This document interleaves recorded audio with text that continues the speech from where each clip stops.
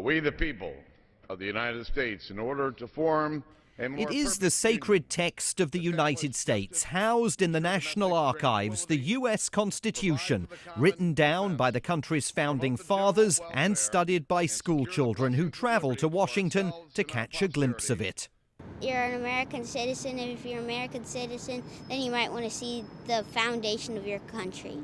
Well, it's important to me because I believe we live in one of the freest countries on earth, and I want them to know how we got to be where we are. The supreme law of the United States, the Constitution, is pored over by the 9 justices on America's Supreme Court. Some Americans consider it immutable. The pro-gun lobby cites the Second Amendment dating back to 1791 that guarantees the right to bear arms. The ban on cruel and unusual punishment is used by death penalty opponents. They say death row is, in essence, a breach of the Constitution. And battles rage over what the Founding Fathers would have said about issues like abortion and other ethical discussions they could never have imagined all those years ago. The biggest question that we're facing the Americans after the war. At the Stuart-Hobson Middle School on Capitol Hill, the lesson today is the Constitution. Sean McGrath has been teaching it for the past 10 years. If you don't know your rights, they can be taken away from you without you even knowing that it happened. And so my goal as a teacher is to teach them what rights they have and then to empower them to use those rights to better society.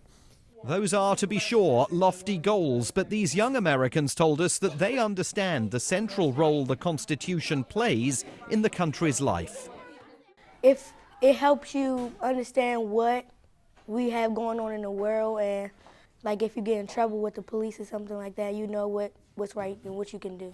It makes us special because it's one of the countries that have actually had a lasting constitution. Everybody should know about it because it lets you know what kind of rights you do have and what you're allowed to do and what you're not allowed to do.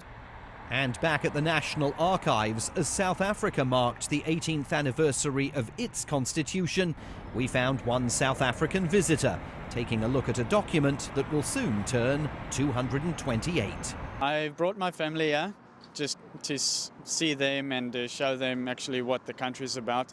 And a lot of the foundation of the country is based on the US Constitution and Declaration of Independence, specifically the citizens' rights.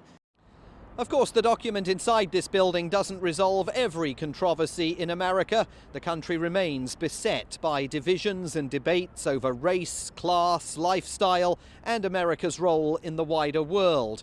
But more than 2 centuries on, the Constitution remains, a fact that would surely make America's founding fathers proud. Simon Marks, Washington.